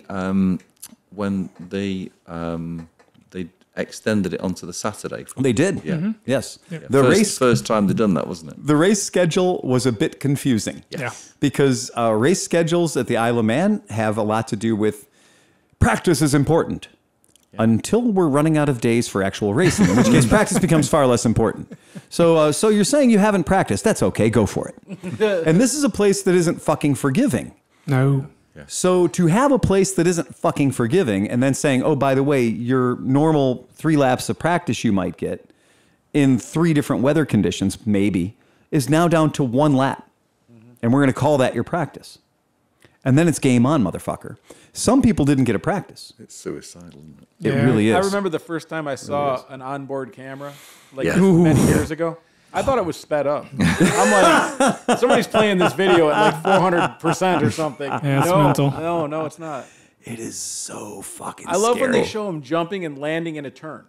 And you're like, Yeah. how does the Aren't you physics doing work in that? that? Like they're in the air and then they're just turning left Phenomenal. or something. Yeah, unbelievable. Well, I have to say that I've never actually been to the TT when the races were on. I know lots of people who are. I was very fortunate. I worked for a company who are actually based in Solon, and they bought a company out on the Isle of Man, and made friends with a few of the guys over there. Still friendly with them now, and some of the guys were really cool because they knew I was into bikes. So I managed to engineer it such that I had to have a meeting with them for about a week. It was the week before the TT, which is fine because you can always get a hotel then. There's no Yes. problem. Yeah. And we go to work during the day, and then afterwards, my pal would drop me at the hotel, quick change, and then he pick me up again, and off we go. And we go, for instance, to Glen Helen. There's a really nice pub there. We go there, we park his car in the car park, we go in the back, get something to eat, a couple of pints, come out. Now his car's completely coned in, like everything was closed. Roads are closed. We just sit there. We watch the bikes coming through, and they practice, as you know. It was full chat. It was the big thing. And I did that 3 times, I think. Nice. But my pal also used to come over here working with us, and it was always when we had the Moto Grand Prix on at Indianapolis. Oh. So we drive down on the and there's lots of boring bits I won't rattle on about, but one of the things he did because he's like this. We were out on the Saturday night. We're sitting in this pub, and my mate's got a TT T-shirt on, and a guy walked past, and we're sitting there eating, and then he walked past the other way. And then he came back again, and I'm watching him, and he's looking at it, and he just couldn't help himself. And he goes up to Eric, and he said, TT, have you been? And Eric, because he's an arse, says, let me think, he says. In my life, I think I've missed 5 of them. Damn. I said, yeah, and what he's not telling you is he's raced it as well. And so, this guy was freaking out. So You have to. I mean, That's awesome. that is the strangest thing when you get there and you realize there's TT royalty. Oh yeah. There are a badge of absolutely honor. TT royalty. And there's TT royalty not just among the racers, among the support staff, the corner workers. There's people there that have been doing it for 30 fucking years and know where every brick is. There's people that live on the island and their houses have become landmarks in the race and they can't paint their mailbox, Yeah, that's a good point. right? The markers. braking They're markers. markers. Yep. Yeah. That's exactly it. And when you get there, then you realize too, from a spectator standpoint, the badging, like, you know, Brits collect badges like nobody's fucking business. So you go to a Harley rally and a guy's got a leather cut vest on and he's got like, you know, 50 fucking patches on. They're all for- the same bullshit. Dilly gaff and fucking live the ride. And all Well, no, that. there's also, okay, so the idea is, you guys don't know this. I'm sorry. I should have read you in on this. So here's the way it goes. When you buy a biker jacket, a biker vest, okay? Now, sometimes when you buy a biker vest, They come it comes with pre-patched, right? Yeah. So sometimes a biker vest might actually show up. And I love the fact that I can just Google and a pre-patched biker vest will show up, isn't right? that cheating? Yeah. Yeah, but do not that. here. All right, there you go, baby. So do that. yeah, so Now he gets it. now you get it, right? So now, and I should be throwing this up because this is a real thing, and this is how fucking lame Americans are. That you can just straight up just go ahead and buy I think that it's just the world's best definition of failure, right? So you can just buy for 50, and by the way, $50 doll hairs in your choice of any size, but usually just large and triple extra large. Okay, let's be honest. And Clearly. they sell the metal things. If you get fatter, Right. You don't have to close it No. anymore. They The just- chains. the chains. Well, you'll notice this vest has the lacing up the side for that exact same reason. Oh, my right, okay. right. It's like a He's not bodice. into animal corsetry. He's giving himself room for cheeseburgers. Okay. So now here's the thing. If you go to any bike event on the planet, any motorbike event in the United States, you'll find the guy selling the vest who has his sewing machine set up. Oh, yeah. And these guys are skilled at sewing. These guys do great work. But he also has a wall with 975 usually dumb shit patches. If you can read this, the bitch fell off, Yep. etc. Right? And we've all seen these. These colors don't run. And it's because these colors don't run that you need a size triple extra large vest. If your color ran a little bit more, you might be able to slim down into maybe an extra large. So try running colors. Did you know? Okay? I heard a story today that the military, U.S. military, is Yeah. having problems getting people in. Yeah. Because they can't find kids fit enough to fucking join the military. Don't surprise me. 13, 15, and a 15-minute run. 13 push-ups, 15 sit-ups. Yeah. And I think it's a 15-minute run. You get to run a mile in 15 minutes. Right. They can't find people. 13 push-ups, 15 sit-ups, and could do. 15-minute mile. I'm do signing that. up. I can do that. And that's if you're 18 years old. That's to get in the Wow, door. that's pretty fucked And when you up. can't find people that can do that, bad sign. I know I can do it right now. That's no problem. I always do it.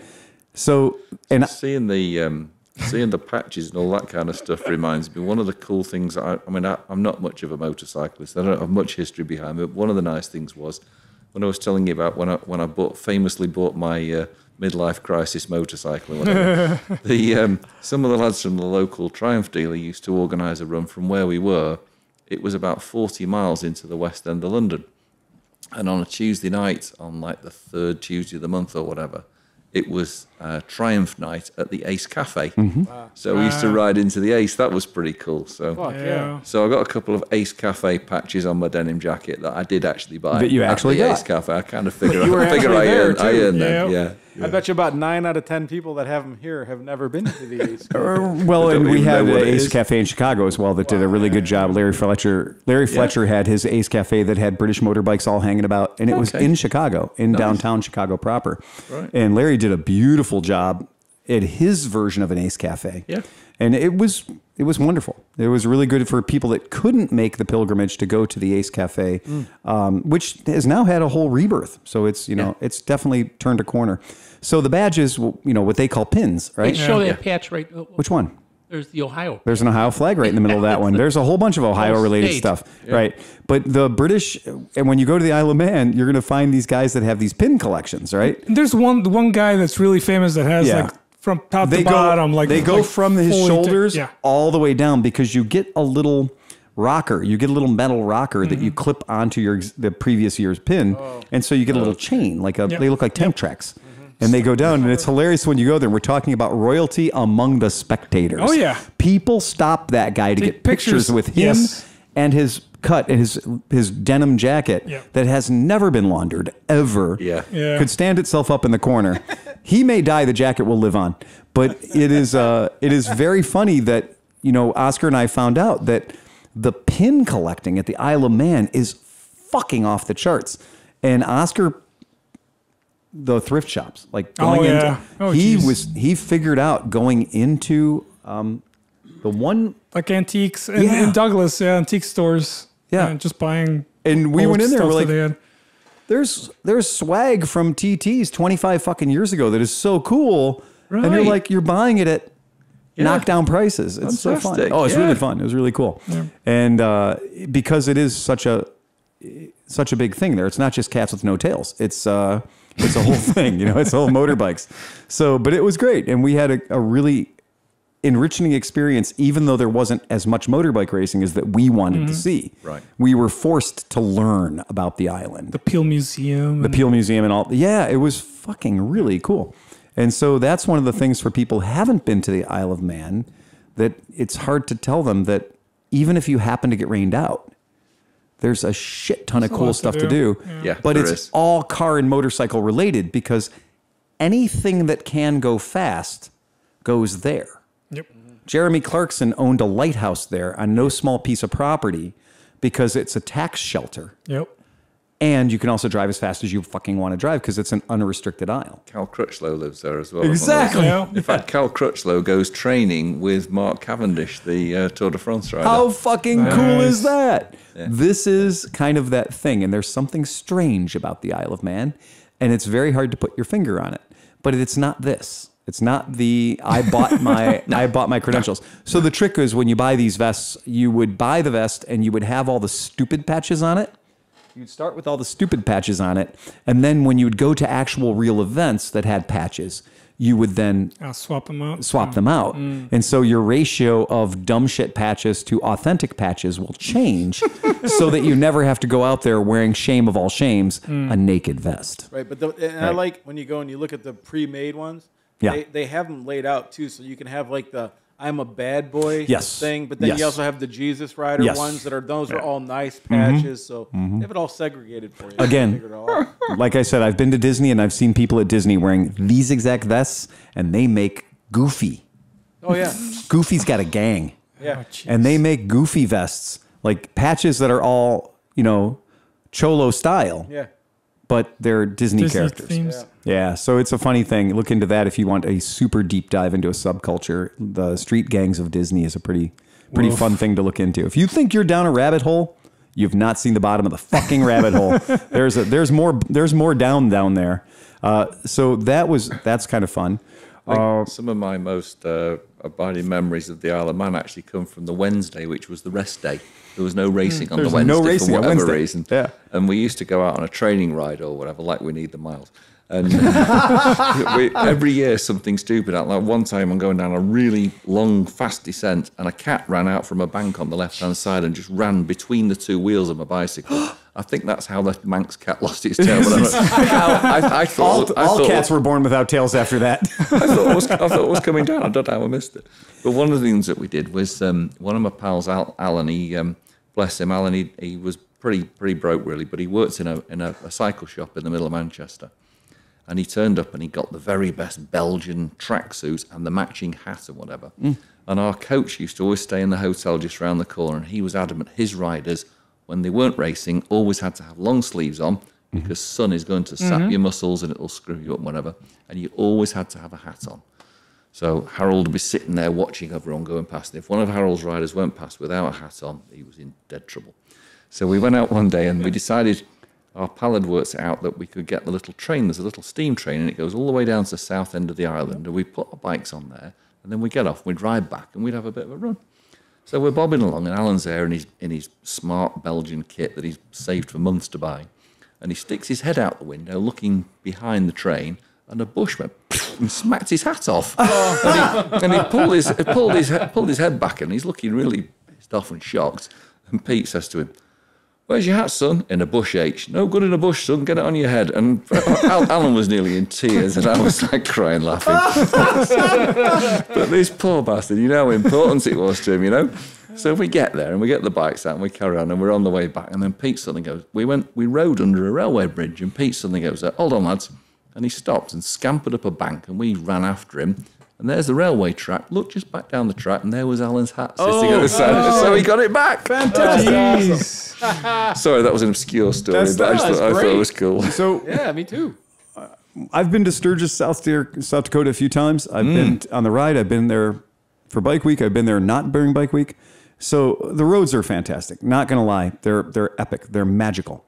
But what you see here is an actual real image. This is not a doctored image, but this is a real image of when you're there for Bike Week, how crowded the roads might be. And these are all baggers, big Harleys going out for maybe their only ride of the year. These ones are all off the trailer, though, to their credit. Nobody's riding their bike on the trailer through these curves. And that's pretty tight. That's pretty congested. That's dragon type turn. These are. Now, Isle of Man is known to have a couple of turns on it too. And so you said Wednesdays, the roads are closed because they got to get business done. There's things that have to happen. Remember, they're racing on actual city roads. Yep. And when they run the race, they shut the roads down, make sure everything's shut down, send a couple of high-performance cars down, and then send the doctors on their motorcycles to make sure the roads are clear. That's a fucking sight if you've ever been there. But those roads are closed only during the time of the racing. When the racing's over, it goes back to being a road. Except Sunday. Oh, Sunday. Mad Sunday. Sunday. Let's talk about Sunday. So we talked about how tight Sturgis was. Well, let's talk about how tight the Isle of Man is on Mad Sunday. Right. Because that's Mad Sunday. Mad Sunday has as much of a reputation for killing riders as does the actual event. That's the descent down to Craignabar. It is. Look at That is the run down to Craignabar. So this gaggle fuck of motorcycles, which best I can tell by looking at the helmets is circa 1998, maybe 98, 99, 2000. Yeah. But this gaggle fuck is 28 miles into the ride. Yeah. This is a 37.7 mile course. And this run down out of the Snæfell mountain course, right? This run coming down the hill is going to a very famous bar. And if you think there's any way you're getting a pint at that bar, Yeah. you're wrong. So when you think about how insane Mad Sunday is, now what's probably happened here is that some riders had what they call an off. Yep. And they've probably had to stop the traffic to clean up bits and pieces of motorbike and person or whatever. Because when it's Mad Sunday, it is still an unrestricted aisle.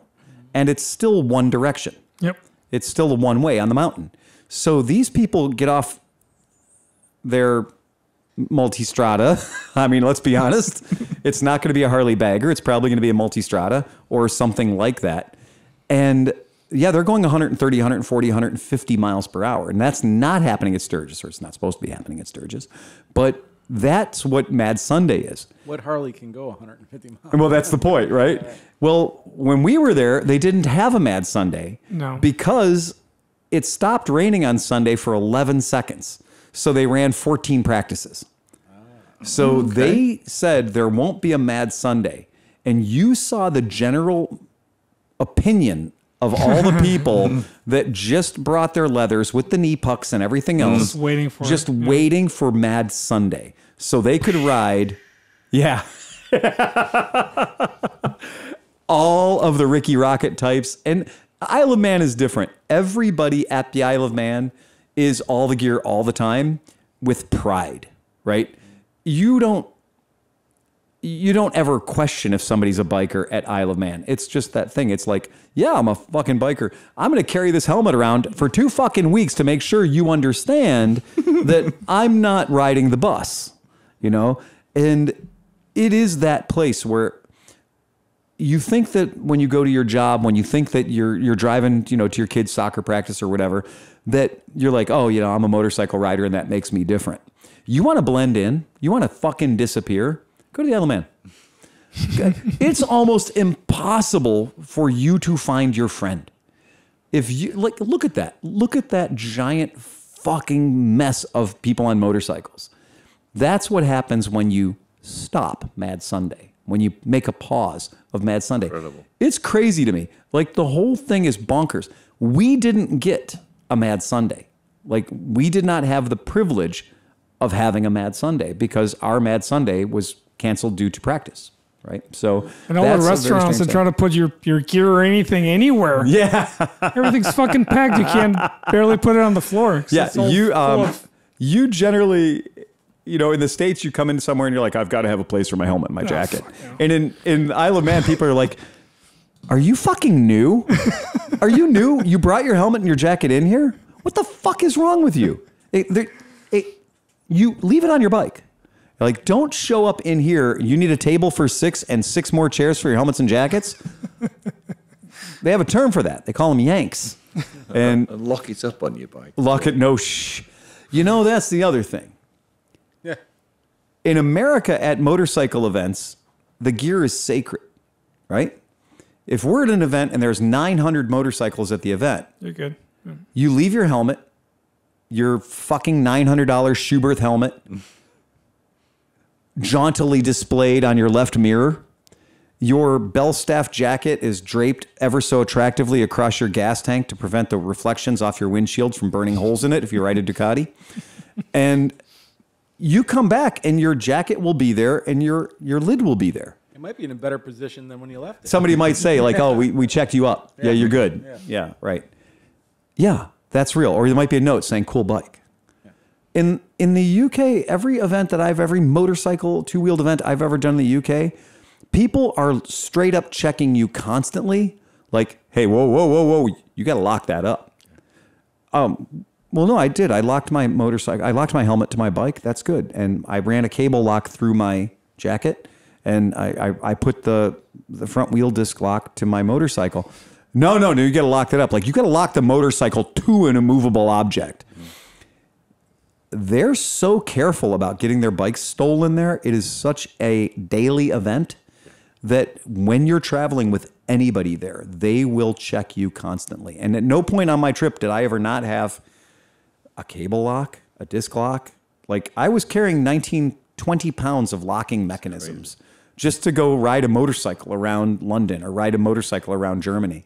It's really funny how serious they are about that. Even my very, very second-hand old Triumph 900 that I famously bought, I used to park it inside a locked garage at my house, and I had a bolt with a padlock on it inside the door as well, but I had a ground anchor fastened into the ground and a very, very heavy-duty chain to the frame of the bike to the ground anchor, because some local scrote would come around, break into your garage and be off with your bike. Yeah. It was horrible. And our friends in Chicago do the same thing. Yeah, absolutely complete wankers. Well, you know who's having that problem right now is the Louisville guys, Kentucky. Yeah, they're losing a lot of bikes, aren't they? Really? It's going on down there. Yeah, there's a forum on Facebook or a group on Facebook, and every week it's like looking for this bike, looking for that bike. They're having really bad problems. Well, what's going on down there? A lot of thievery. Yeah, somebody's stealing bikes. Thievery. Yeah, somebody's stealing bikes. Somebody figured out Benelli you could steal 135? bikes. I don't think so. All right. Good. I think your Benelli's probably safe. Although it does, Good. they might accidentally steal it, meaning to take a Grom. But I mean, like they're stealing. Like the one guy lost. They'll return it 3 days later when they realize it's not a That's Grom. not the fucking right thing here. They're stealing bikes like V65 Magnas and stuff. They have no taste. They're taking anything. They're just dumb criminals. Yeah. Janai? Janai. Oh yeah. Chennai. Janai. Is your Janai safe? I don't know. Man, we haven't had a park it Janus down there. joke in a long time. When you were talking about people turning up at the Isle of Man in all the gear and whatever, it reminded me when we used to go over for the cycling week, the International Cycling Festival was the week after the TT, because they wanted to leave all the hay that's a bales good up on idea. all the Yeah, leave all the great, air yeah. walls and shit Yeah, up. yeah, they don't do it anymore. That's actually a really smart my idea. days, the air walls were hay bales, but yeah. Yeah. So we used to ride from Manchester to Liverpool and get someone to take a suitcase down and meet us at Pierhead, and then we'd walk onto the ferry, and we get off the other end, and we'd be a suitcase on the top. We'd be wobbling down the prom to get to the hotel, and all the bikers would be coming away. And there'd be all the Germans that were in the 70s. There were all these Germans on their BMWs. You get these German women in these tight leathers, and it was like, fuck the cycling. I'm going to talk about this. Oh dear, How oh dear. do you say it? Heineken Greco or Heingericke. Heingericke? Oh yeah, Heingericke. Heingericke. Yeah. That was great. So I got about Heingericke again. Heingericke. That was like item number one when we went for our honeymoon. When we went for our honeymoon, we popped into a German motorcycle shop, and the item number one of this trip was must have proper in Germany, Echtes auf Deutschland, the real made in German Heingericke. And it was so funny because we rolled into this shop, and as we were rolling into the shop, rolling out of the shop, and this would have been year of our Lord 2000, was a couple that can best be described as pro bondage. Leaving the shop, black leather, tip to tail, right? Perfect. With black, like Nolan style full face helmets, modular helmets, tinted shields, and skin tight.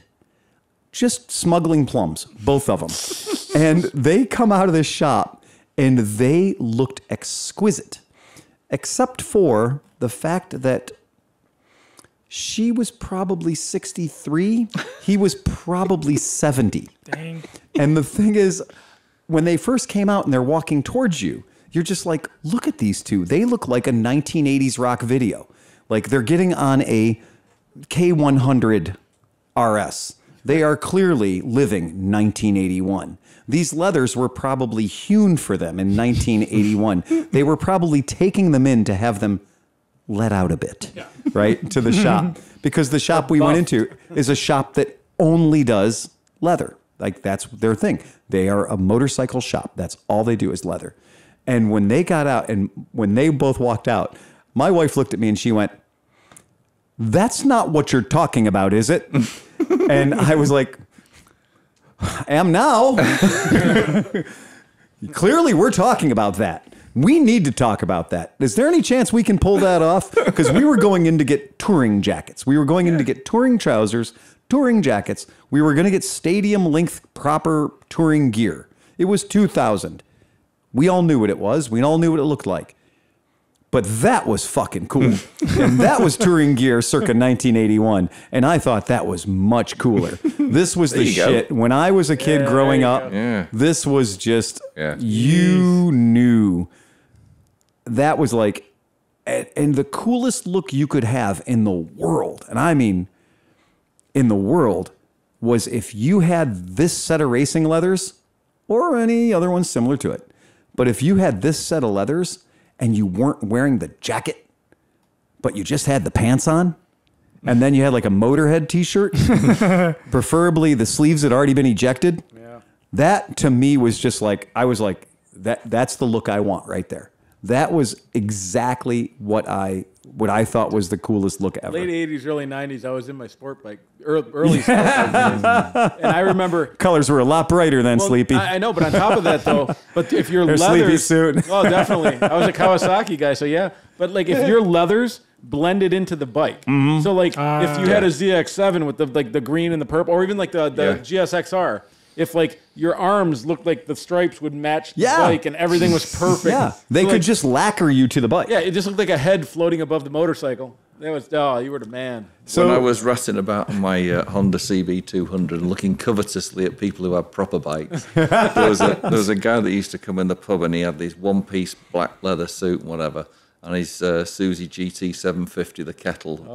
Kettle. Yeah. We call those a water buffalo. Water buffalo, they're called here, aren't they? I'm sorry, yes. Yeah. But he had an AGV airflow helmet. I don't know if you've ever seen one of those. It had like a scoop in the top, and Nicky Lauda had one. Very similar one for Formula One. It was just the coolest helmet ever. I was like, well, how does he get all that and I don't? It's not right, is it? Would anyone like to talk about the guy that just left the fucking leprechaun fetish party? Because tell you what, I wouldn't argue with him. He's the man that gives out tickets. Exactly. But the fact that the Polizei made special bespoke green leathers. Hein Gericke made them special bespoke green armored jackets and trousers that are, green as fucking their bikes are, man. And that's how you know that Germans get leather. Because even a cop on a motorcycle, our cops here in this city, what do our police officers wear? A nylon shirt with short sleeves. Yeah.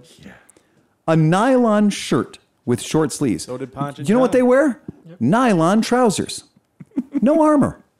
There is not one hint of armor on a Cleveland police officer. They are so skilled. They do not need it. Again, I've taken... I have taken the course. I will say that. Nobody can fuck a pig the way the Cleveland Police Department can ride around an FLHP, right? Because the skills that they teach to ride that particular awful motorcycle are priceless. Now, is it the best tool for the job? Oh, God, no. Clearly not the best tool for the job. But they do teach humans how to adapt and how to ride them in a very Shriner fashion. Now, I don't know how practical that's going to be when pursuing violators. Stop. Yeah, right, exactly. If we could only teach those urban kids on the dirt bikes to ride in figure eights and small circles, we'd get them. We'd get them every single time. But instead, they're doing wheelies and going through alleys and upstairs, things that our FLH touring can't do. I read a beautiful article one time in one of the British motorbike mags, and it was talking about the best handling motorbikes and and they were talking about things like the Yamaha RD350LC and stuff like that. You know, these are really, these bikes really handle well and blah, blah, blah. And they were numbered, like as you go through it. Anyway, yeah, I think number 9 was a fully dressed BMW police bike, and it just said, just don't try out running one of these. Oh, really? And you know what's funny? Even though that was 1974, Liza still wrote that article because it was a top 10 list. It was a top 10 list. Oh, ouch. That's another podcast. We thought, Okay. and just because I know that a lot of people think that America, that we have the corner on the market for police officers on Harley Davidsons. My to Circle goodness. all the way back to the beginning of this podcast. Oh no, the Italians can find a cheeseburger too. Because here we have a Moto Guzzi California 1100 being ridden by the entire city of Milan. That's abuse of a motorcycle. That's a fella right there. That's a hella fella. Now, normally the Caballerieri, when you see the Caballerieri in Florence, Firenze, you see them in Rome, you see them, these guys are wafer thin. These guys are dead sexy, and they're all like Vogue models. Yeah, not a hair out of Not place. a fucking hair out of place. Right. Like, This guy's the training officer. look at this fucking guy. Look at this guy. I had to check this photo to make sure it was real and not just some like American guy on vacation going to the Guzzi 100th anniversary, which is a year late, but they're having it anyway. Yes. But I checked this picture out, and this picture is legit. That is a Italian police motorcycle officer. Now, I know enough about humans to know I can outrun him. And I know enough about Moto Guzzis to know I can outrun him. So I think we're good. It's like the best he's going to be able to do at me is give me a stern cross look. That's about it. But isn't that something? Talking about Moto Guzzi's, coming back to him. Yeah. So in the 80s, a lot of bikes got really shitty looking. And I think like Moto Guzzi's shittier bikes from the 80s are actually kind of stylish now. Like they're kind of coming back. Like some of the angles that they had on some of their sportier bikes and things like that. Well, he just sold his Breva, and they're fucking beautiful. I mean, that's what I'm saying. Like, I mean, you look at an 80s Suzuki, most of them, and you're like, wow, a square headlight and all this stuff. And Guzzi was like, no, we're going to do some interesting shit. But it kind of holds up a little bit compared to a lot of the other 80s bikes. So I give credit to that. the Moto Guzzi Breva, it never had a bad day. It just never had a bad day. That motorcycle is a sexy motorcycle forever. It's just a sexy motorcycle. They got all the weird curves in the right places. And that's not the easiest thing to nail down, because there are other motorcycles that aren't Italian that don't pull it off. And Look at the BMW California, whatever the fuck that thing was called. What was the BMW that it was just horrible? there's been a bunch. And I mean, and now doesn't mean that Moto Guzzi's immune to it, because Moto Guzzi had some motorcycles called the Dakota or something, or they were named after American cities as well. There were a few Moto Guzzi cruisers that were fucking hot garbage, and there were. The Moto Guzzi Youngstown. Didn't sell very well. I'm trying to think back, but there were a couple of 750s. Did you get the trafficking that the model or a different V7? Yeah, there was a V7 cruiser that they did that was. The name is evading me right now, but it was hard to look at, because you could tell that it was a Moto Guzzi drawn whilst looking at a picture of a Sportster, and it didn't come off well. Anytime Moto Guzzi tried really hard to copy a Harley Davidson, it also didn't go well. Why would you want to do that? Exactly. Right. Just Go let a your own Sportster way. be a Sportster. Build your own bike. Right. There's all kinds of stuff that we could say. Moto Guzzi did have a couple of bad days. I've got a The design guys were hungover. I've got a bunch of pals who were all like retread Hells Angels, and they all ride Harleys and whatever. But I used to turn up sometimes on my Gutsy Braver, and it was just like, cool bike, man. This is the one. I called Viva it. I told it difference. was the Dakota. I was wrong. It's the Nevada. Nevada, yeah. It's the Nevada, and they might as well have called it the Broken Horse, because I have not seen a sway back like that on a horse in a long time. That bike, That looks like a Virago that's worse. it does look like a worse Virago. And you know what? And very rarely would I ever say the Moto Guzzi, the engine in the Moto Guzzi is not pointing the correct direction, because the Moto Guzzi engine is always pointing the correct direction. But this looks like a Yamaha Virago 535 with the motor put in the wrong way. It really does. It's horrible. It looks like it got rear-ended at fucking some point. Yeah. Well, it also looks like the guy from the previous picture sat on it. Yes. It really does. That motorcycle used to have a perfectly flat seat like a cafe racer. Yep. Not anymore. That does. It looks like somebody recovered it when they do it really badly with like the couch cushion Molding shoved in it. inside of it. It does look like a really bad. It looks it's like got- in the middle of it, it would have one of those buttons. Yes. Like, you know, like the Yeah. leather chairs with Yeah. the buttons. in the One middle. button Yeah. for your taint. Look at Just for your look at the taint dip. suspension clearance on it. It was obviously built for somebody of that weight as It well, was. wasn't it? It was clearly meant for that. And here's the problem. When I got into selling Moto Guzzis, the Moto Guzzi V7 750cc, many parts from the Brava 750, many parts from other bikes fit on it. So, you know, Moto Guzzi never had a surplus of money hanging around. So the thing about the Moto Guzzi company is they were always able to find another Italian millionaire willing to give it all up so he could say he owned a Moto Guzzi. So they were in a perpetual state of distress, is the nicest way to put it. And so if you had a fender, you didn't just use it on one motorcycle. You found a way to use it on as many motorcycles as possible. And until Piaggio came along and bought them and injected them with so much money, basically the whole idea was Moto Guzzi would buy 750 brake calipers from Brembo until their credit was no good anymore and put all those brake calipers on all the machines. So that was actually kind of good, because you'd get really kick-ass brakes on a bike that would otherwise be like a California 1100 Cruiser, you know, some bullshit touring bike. But on this particular bike, it fucked us all up, because a lot of the stuff that we were trying to get for V7s, we would end up getting for this fucking thing. Now, these were never sold in the United States as far as I know, yet for some reason there was a warehouse in either Atlanta or Texas that had a metric shit ton of parts for these things, because I know that they kept fucking my order up, and every time I'd order some cool V7 parts, some of this shit would show up. And I once got a side panel that made no sense to me. Like, I couldn't figure out how it went on a bike. I couldn't figure out where the front edge was. It didn't make any fucking sense. There are many pieces. This particular backrest fits on nothing except for this motorcycle. I know I have two of them in the back. So if you're ever interested in owning a Moto Guzzi Nevada, which I think I only know one person in America that had one, I have the backrest for you. Yeah, and I think it'll fit all of them, because I think they had a very long run, 91 till 2013, if I recall correctly. That was about 3 dozen motorbikes they built in that time. Yeah. wasn't it? Yeah. Ouch. Yep. What's your VIN? 7. Yeah. No, it's supposed to be 14 digits. 7. 0 0 0 0 0 0.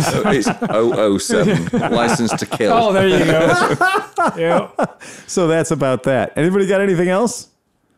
Do we have a joke? Oh, do we have a shit. joke? Put him on the spot. Put him on the spot. Fuck, man, yeah. I mean, come on. Yeah.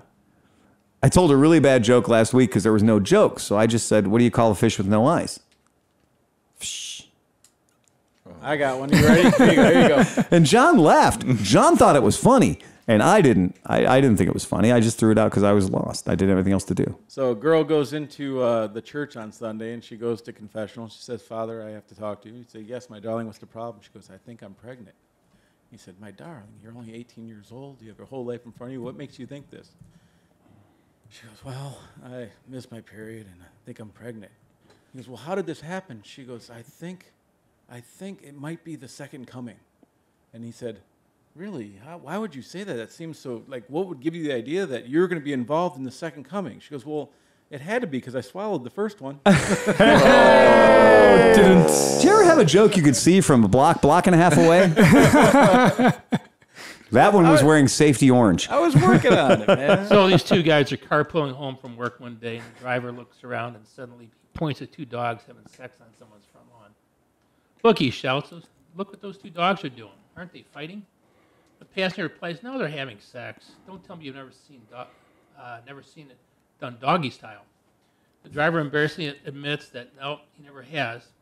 Well, you have to try it. Here's what you do. Tonight when you get home, fix your wife a margarita and then suggest that you want to try it. The driver thinks for a bit and decides they'll give it a shot. Next morning, the two commuters are back in the car. Passenger asks, "Well, how'd it go?" The driver replies, "It was great, but it took me 6 margaritas to get her out on the front lawn." Nice. And on that, my friends, remember to ride fast and take chances. Bum, bum, bum, bum, bum, bum, bum, bum, bum. And for the Queen! For the Queen. Bum, bum.